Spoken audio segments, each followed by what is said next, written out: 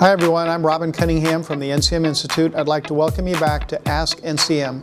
This week we had a question from someone said, why is it important that all my salespeople are good at handling both phone and internet leads?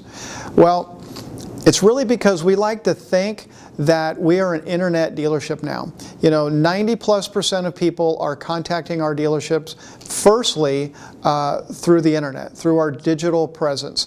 And even if we have a BDC that is taking those inbound leads, phone or internet, and converting them to appointments and turning them over to the sales department, the majority of those customers, even when they come in and work numbers, leave the dealership without having purchased. So we want to then have them become what we call BBAC, of course.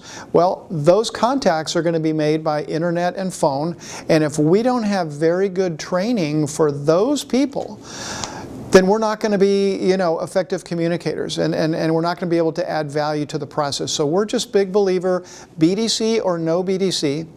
We believe that all people should be equally trained, of course on the walk-in, but also the phone and the internet, and that way we're going to be reaching everybody, and everybody's going to be able to deal with what we call the internet customer, which is everyone.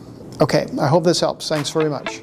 If you have any more questions, send them to askncm@ncmassociates.com. Thanks again for tuning in.